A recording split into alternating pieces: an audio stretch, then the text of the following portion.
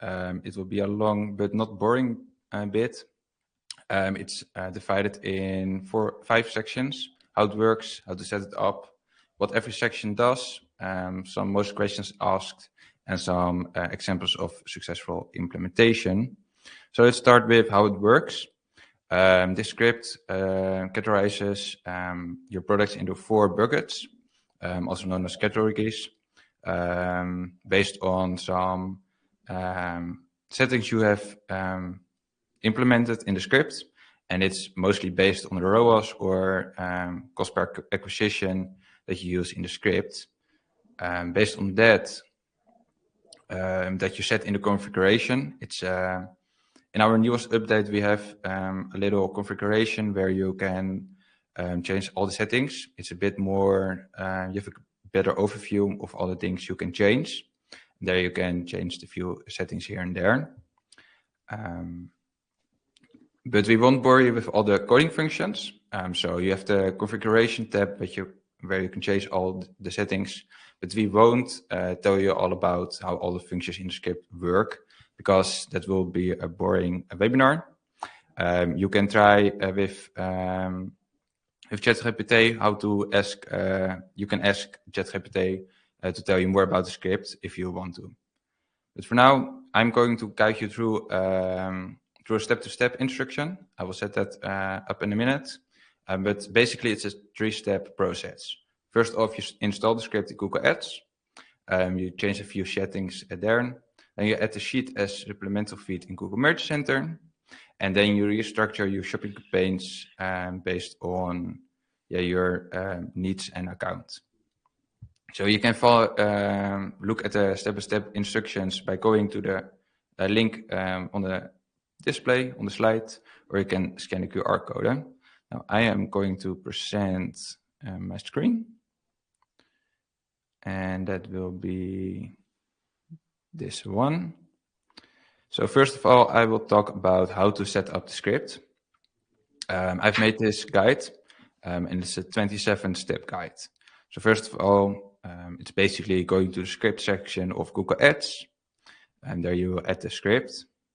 That's basically step 1 to 9, 10. And in step 10, you copy the spreadsheet URL. You place it in your own browser. You make a copy. And based on that copy, you can change the name of the sheet. And you copy the URL from the sheet and place that in the variable, the spreadsheet URL.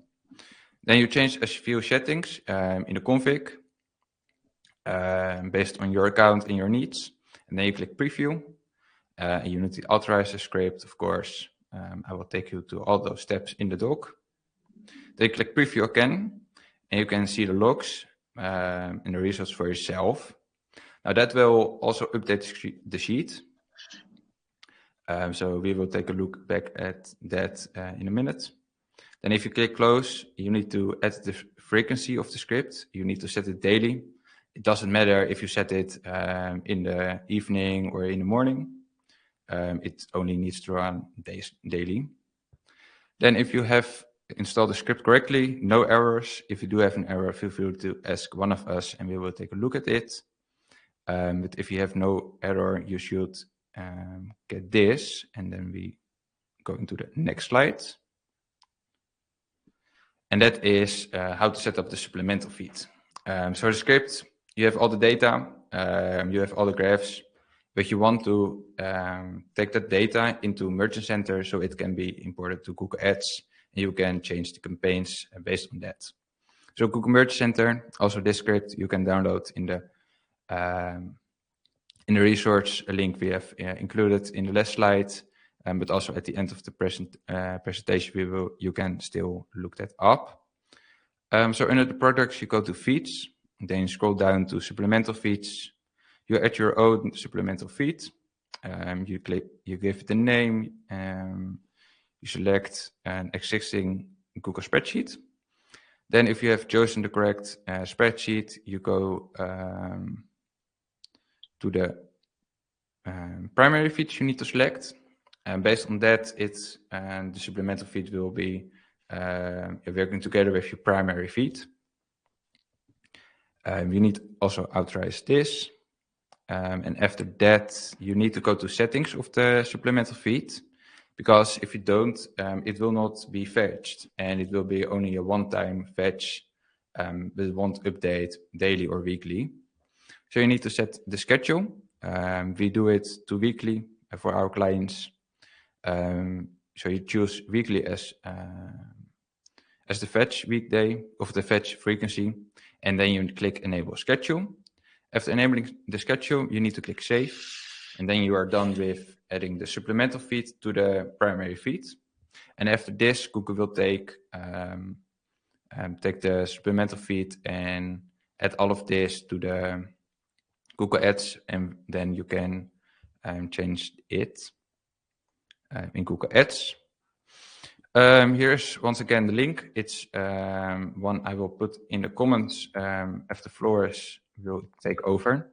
It will also be available at the end of the presentation when we are having the Q&A. Floris, can you guide us through this? Yes. Yes, definitely. I will still unmute. So these are all the settings in version 1, which is available in the library. Arjan just talked about a few of those, like the spreadsheet URL. It will serve as your supplemental feed, but it's also the spreadsheet where you can view all the data in all the graphs in version 2.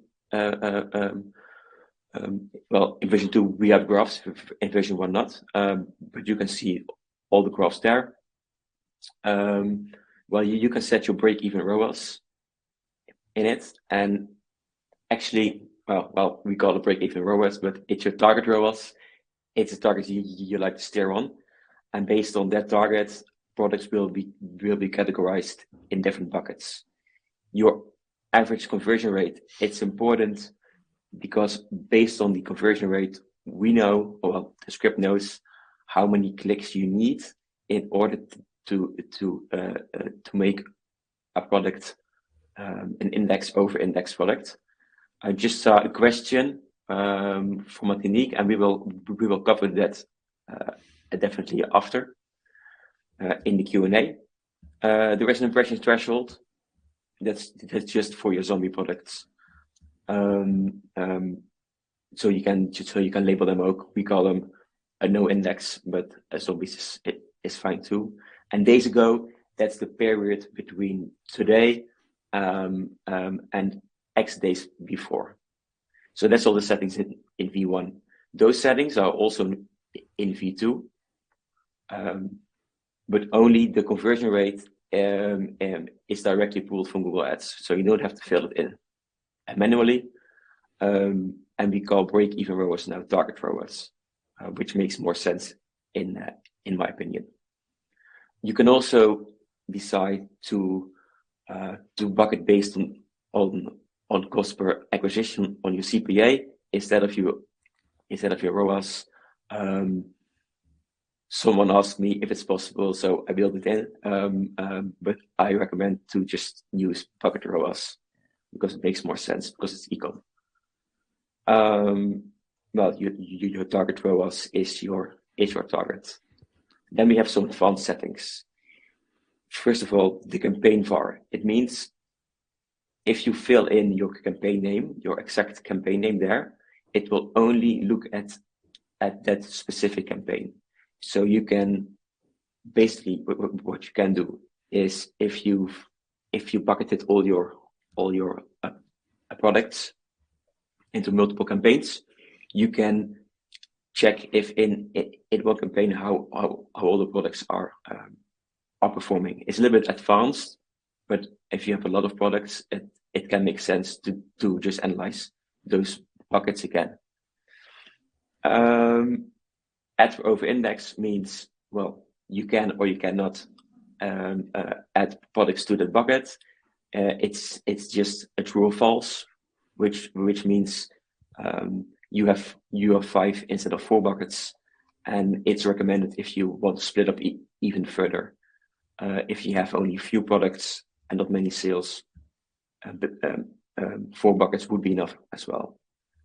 The conversion lag, which is built in version 2, it's actually built in for businesses where the sales come in a little later. For example, we have a client, and only 85% of the conversions are counted at today, and the rest takes more or less 7 days. So we add the conversion lag of 7 days in order to analyze all the products correctly. 2 more, 2 maybe advanced ones, but the percent is difference target. I built it in because in version 1, it adds 1 ROAS point to the index to define the over index, but it's not quite fair, because if your target is 100% ROAS, plus 1 makes 200% ROAS, which is an increase of 100%. And with this setting, it will only increase 20% or 30%. It's standard to 20%, and if I'm honest, I would just leave it there. 20% is fine. The click multiplier is used. It's used to tell to Google Ads, please only add a product to over index when it has at least 3 times the clicks needed for 1 conversion. It's important that maybe you read it for yourself to it makes sense, but we use the conversion rate to define the amount of clicks, and based on the amount of clicks, we say, okay, this product is not an index product, but it's an over index product. It has so many clicks that it must be a very good product, because Google is pushing it a lot. Yeah, those are all the settings, the manual settings you can add. Well, Arjan just at the beginning of the presentation spoke about some questions. We will go through them now. So how to split your products into different performance max or shopping campaigns per label for the various product categories. It's actually quite simple. You can go to the products in your ads. You can the drop down, and there you select your product type or your custom label, and then the custom labels will show up. If they do not show up, there are no products matching that label, and you can just add them manually. So that's how you can split them up. If you include only one, it will only target that one product bucket. If you add them all, you have to exclude some or include some. It's just to your preference. Yeah, in our setup, if you want to go back one question. Of course. In our setup, we add all the indexes. So if one product moves to another campaign, it's automatically added. So we have to manually add the labels. You can do that with the little plus sign in the left corner. So we add all the labels, so products can move freely between the campaigns. Yeah. Thanks, Arjan. Great addition. No worries. So you can do one as well. That's perfect. Okay, yeah, why not? Thank you. This question was from, I don't know, but it was a good question. Some setting you can change in the sheet is the last column that's named work type or custom label. Someone asked the question, if I add the sheet and the custom label 0 is selected, for example, will it override that custom label? Yes, because this has a higher priority, but you can change that custom label from 0 to 4, or I can put in there the product type. And in Google will fetch the custom label or the product type, depending on what you write in a column.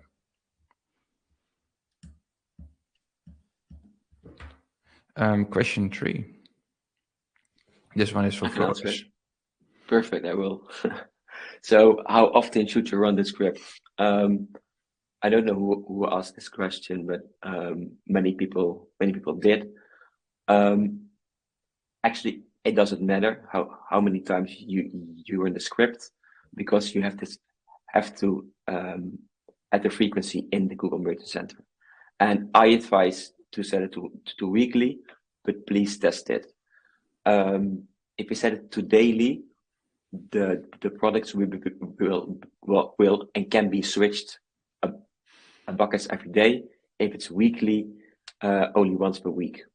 But you should always let the script run daily if you have version 2, because then you will have all the graphs, and then you can see how a product is moving from one bucket to the other, how the ROAS will be in your under index, because you want to increase that, obviously, how many under index products there are.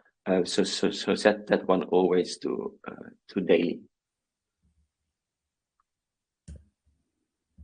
That's it. Why do all product IDs still show up after updating them? And I will answer this one, Arjan, as well. Because it performed in any way, and if it performed, it shows up there. If it's empty, it just means it moved to another bucket.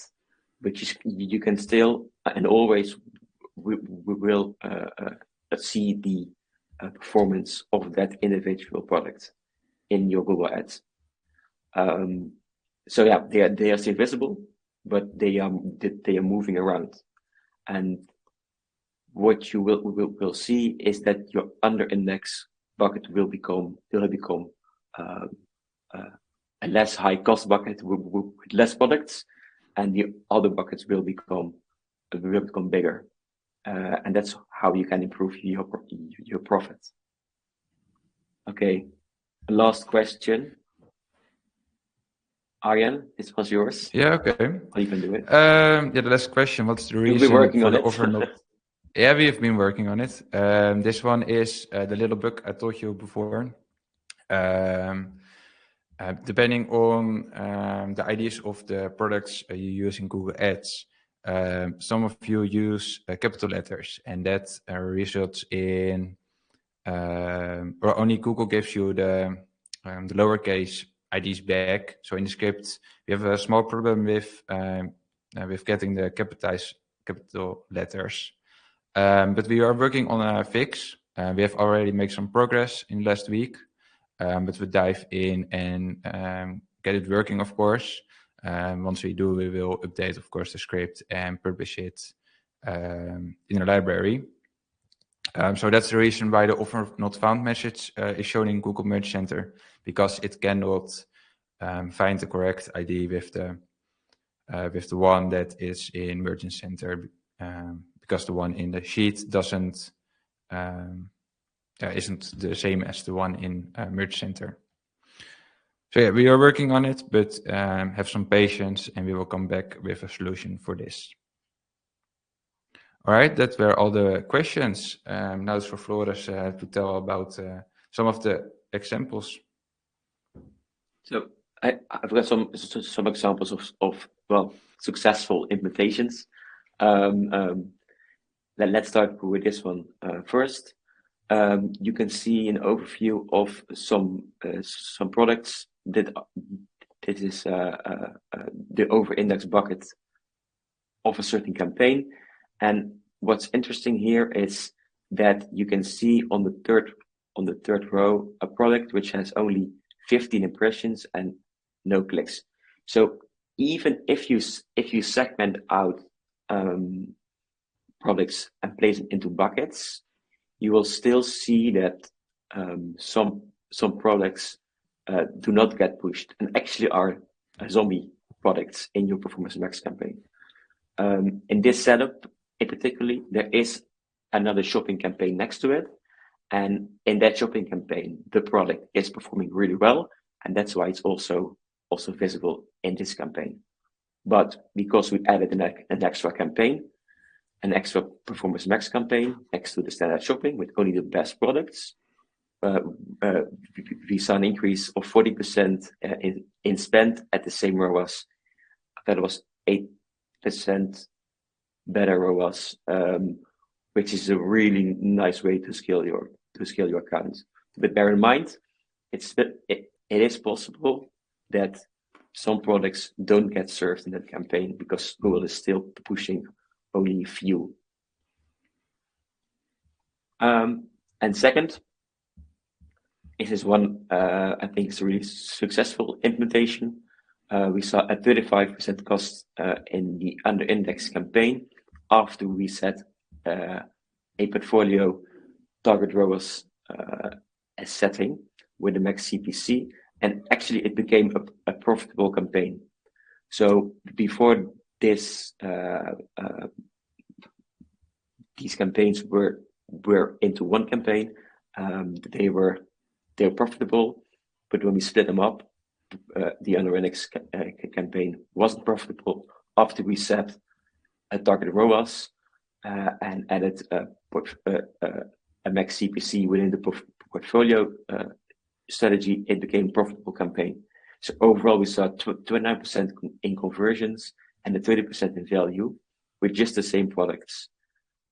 Overall, on account level, we saw 21% better ROAS, mainly due to lower costs, and we experiment a little bit with search to increase our revenue there. That's why you only see 21% a better ROAS, because in this setup, only Performance Max and this shopping campaign, you can see improvement of almost 53% in ROAS.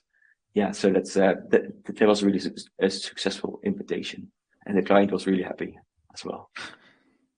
So yeah, definitely. So possible experiments. If you only run standard shopping campaign, try to add a Performance Max campaign with it, with your best products, and keep in mind it's best to have over 50 conversions. Why 50? Because buckets can get drained, and products tend to switch to different buckets, and you don't want to get under 30 conversions a month. But yeah, it's important if you do this experiment that you set a target ROAS of 20 or 30% higher as your overall target, because you will see that Performance Max will do a little bit more remarketing than your standard shopping, and standard shopping will lose some conversion to Performance Max. So just add a higher target ROAS to the Performance Max campaign, and keep the budget low at first, because it will do more remarketing. So that's one possible experiment. If you have split up your campaigns, work with different bid strategies. That's something you always should do. Use the standard shopping for your bad performance with a minimal CPC or a portfolio bids strategy, as I just showed in the previous slide. It will most definitely increase your conversions, your conversion value, and decrease your cost, which is something you it's the point, right, to increase your profit. Let's go to the next slide. So what's to come? What's to come? Oh, yeah, I was you can going do to it this one. Yeah, okay, cool. What's to come? As we have told, we are working on a new update solution for the product ID capitulation bug. That will happen in this month or in June, and we will work on a more advanced dashboard. For now, we have come up with a new update. It's easier to configure the script. we have already updated the docs, the guides that we made with the new configuration. We've already shown a little bit of that, so it's easier for you to change the settings. And as we have told, the conversion rate is now directly pulled from the Google Ads data, and you don't have to manually fill in the conversion rate. So that's already updated, and we will come up with a follow-up webinar with some case studies from other freelancers, agencies, or people that use the script for their clients. So we can show some other data from ourselves that will be more helpful and give some insights in what results the script can drive. So that's coming. And the follow-up webinar, we will announce it on one of our pages when we are ready and have some case studies. Then we have a bonus. That's the one for Floris. Perfect. Oh, that's not the bonus. It switched. Yeah, we are doing free, a little bit free shopping performance max audits at the symbolic a payment of €15, and we will donate everything to charity. So if you would like to take advantage of this offer, just scan the QR code or go to the URL. I think Arjan already added the URL to the comment section as well. So yeah, there's one requirement. You have to make a symbolic payment of €15 because today is the 15th of May. That's why, and we will do a free shopping performance max audit for you guys. Do you have anything to add, Arjan? I don't. I've put in the link again, and at the last slide we will still have the link and the QR code. All right. Then we have the Q&A section. Lots of questions, guys. We have already 14 questions marked, so we will try to answer that in the last 15 minutes. If any if any question remains, or you do have another question, you can follow up with your question and post it in the PPC Hub for Mels and Bob. That way you can tag Floris or me, and we will help you through the Discord. You can always scan the QR code or visit the Zap bio link. So we will put on this slide for you. All right, that was it. And now we are going to view some questions and try to answer them. Should we start with the first one, Floris? Do you think it's a good question? No, it's not really a question. It's more like a maybe statement. Maybe statement, yeah. A maybe statement. Yes, Benjamin. I have heard that some people use the Channelable Insights module to make a similar script for this. And with the script, you can replace this, and you have a lot more controls that you can use for your performance. So yeah, you can replace it for anyone that's interested in this. Then we have a new question. And to add to this, maybe Arjan. Yeah. If I'm correct, Benjamin, you can pull the data from Google Ads or Analytics for the last 14, 30, and 60 days, right? But with the script, you can go even further back if you would like to. So it makes it a little bit more advanced in my opinion.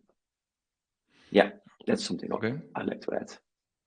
I already see that some of the guys have bookmarked the links. Feel free to bookmark. I also see that someone is going to test it. Let us know how it goes. We are happy to maybe write a case study on it. We want to show 3 or 4 case studies, I think. So feel free. The next question. Are the category names customizable? Ooh, that's a good one. Yes. It is, but you have to be a bit of to know a bit of coding, and they can change it. You can change the names, but I don't know why you would. Yeah, it's just names. I mean, I've seen some implementation of Duat. He has implemented some extra categories based on some more more settings. So he changed the names to have more categories or more memorizable for him. So that's maybe the why. So it is possible, but you have to dive deep in the code to change it. All right, the next one, that's from Matinik, sorry. Matinik. Oh yeah, I will read it first. So Matinik, he added a small update to the script where he said address a click threshold for the unindexed products. Otherwise, those products will have very few clicks and they will be labeled as under index. What's your view? My view is, yeah, it's a good addition, but you always want to have your under index products in a different campaign because they haven't proved themselves yet, or just are high in cost. So you can add a threshold to it, but bear in mind that in maybe in your case there will be products unlabeled because they have to fit some category, and the under index category is the last one. So it's basically a big dumpster of everything else. So if you edit the script, bear in mind that there might be some products unlabeled, which would mean that they, you are not advertising with them anymore. I see that Matinik has already made a solution for this. He created a no-click under index label. Great, yeah. That's a great so name. Also, a bit long. Also, this, yeah.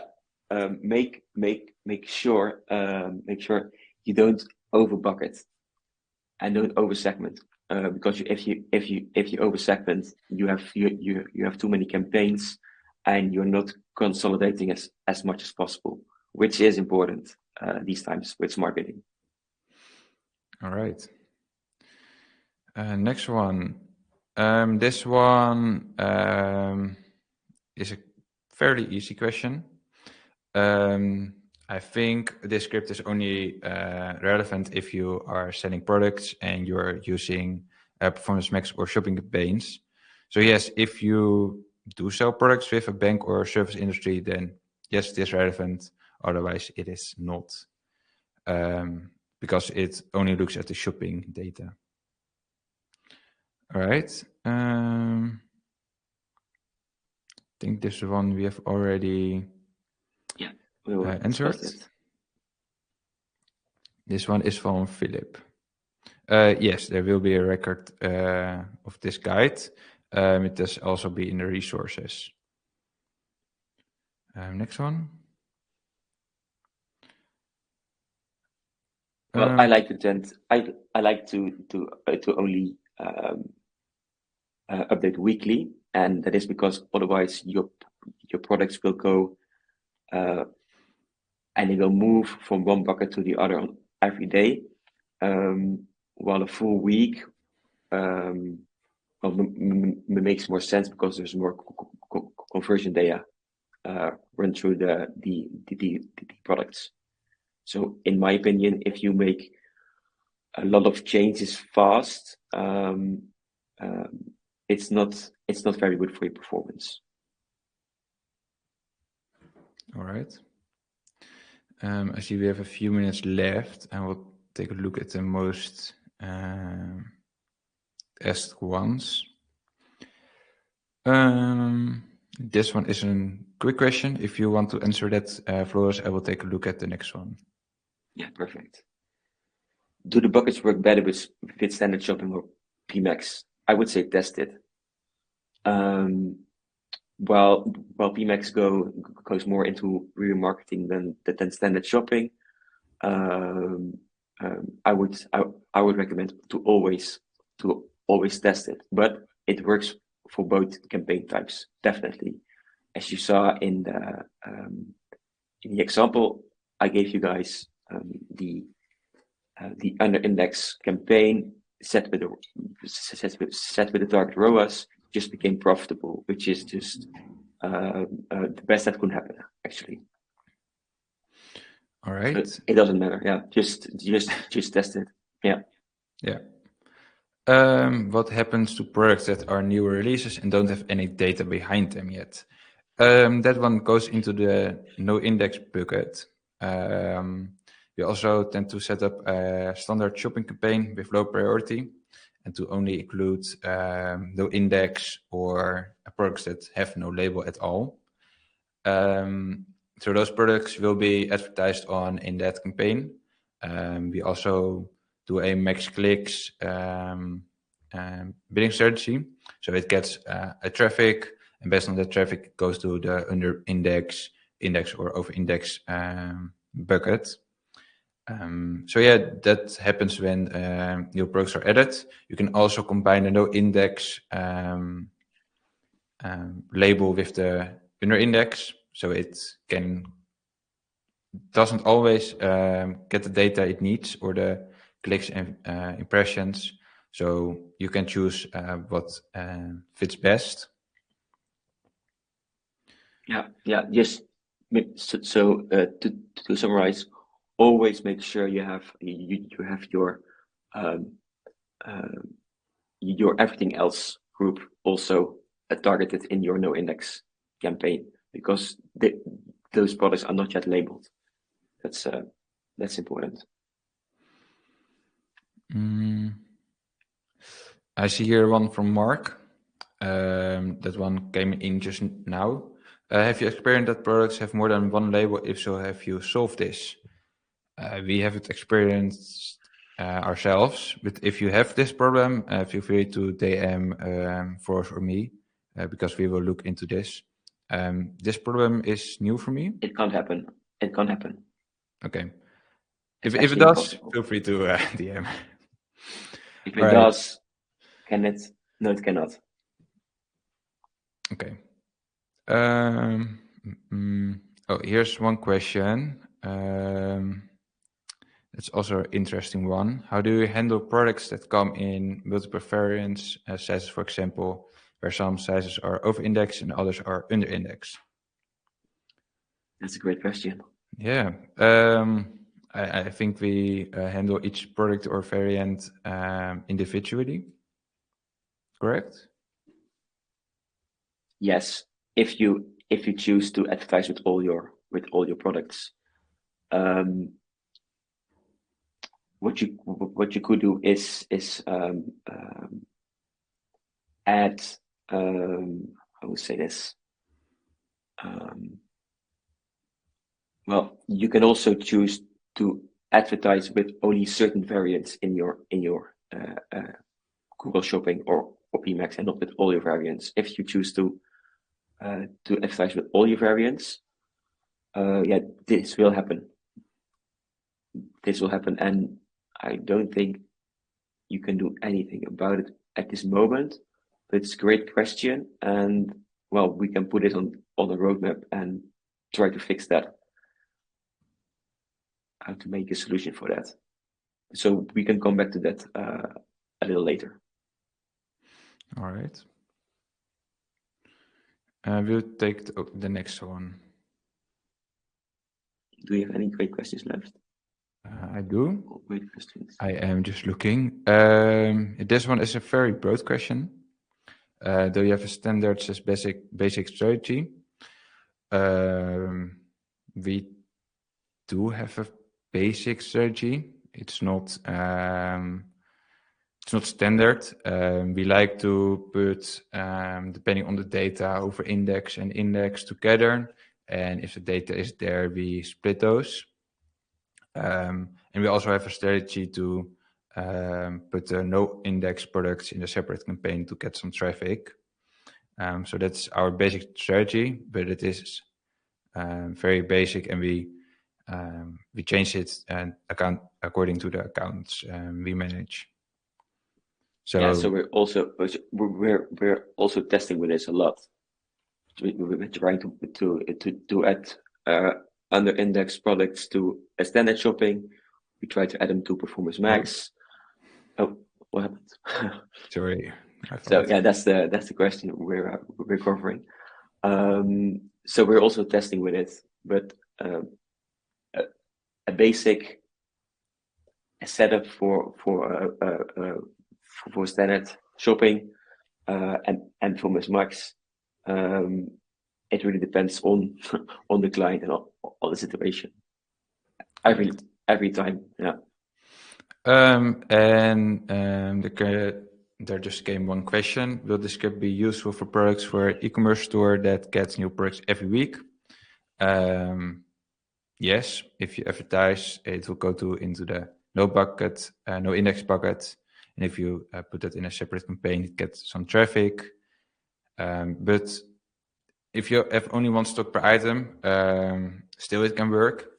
But that's something you need to test with, and depending on your account, you can try an experiment.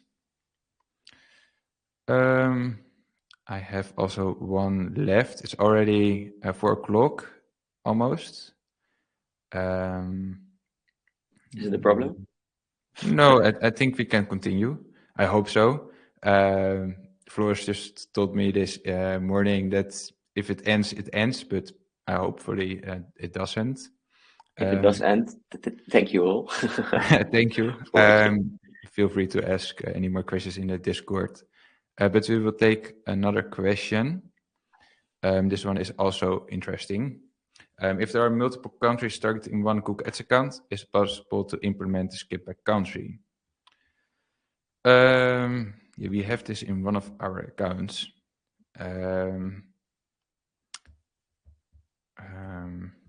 Maybe Floris can tell a bit about that, because it's a tricky one.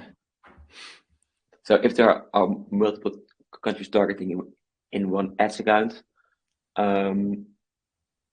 you can filter by label. You can, because if you set up your campaign, you can filter by label. You can definitely implement the script, because it will only fetch the products from that certain country, and then you can segment based on the buckets. If I understand your question correctly. All right, cool. We have one from Bob. My near index buckets tend to drain quite quickly and move to no index or under index. Maybe we need a bit more information regarding this. He asked a similar question to this, and that was, well, if this is happening, it means that those near index products are on the edge of 50. Well, it's standard 50 impressions per product. So if you would decrease that setting, they would not tend to switch to no index, actually. And if you are going to under index, it just means the ROAS is off. So it's fairly logical that they switch to a different label. And that also answers the question Bob asked before. How do you deal with buckets that can drain? You can lower the impression, or if some buckets, one product in a bucket gets a lot of impressions and clicks, maybe you need to segment that out. So your other products in the bucket can get some impressions or clicks. Yeah, and you can play around with the setting in V2, which is I don't even know by heart. I haven't used it so much, but the difference in percentage. So if you set it to 10%, your near index bucket will be closer to your index bucket, and therefore would be well, less bad products. So just play around with the settings, and not every account is the same. So it's just important. Every situation is different. Correct. We have this one from Antonio. He has a slight problem, I think. He says that in Google Merge Center he has a tag, for example, near index in Google Ads. Another one appears, for example, under index. And his question is, why could this be? It could be, yeah, already answers, because the feed or the script are not updated daily or weekly. It can also happen because you haven't applied the supplemental feed to the correct basic feed. It can also happen because you didn't enable the schedule in Google Merge Center. That are my possible reasons why it cannot happen. Maybe Floris has one too. Not really, actually. No, I think that are the two that are the possible solution.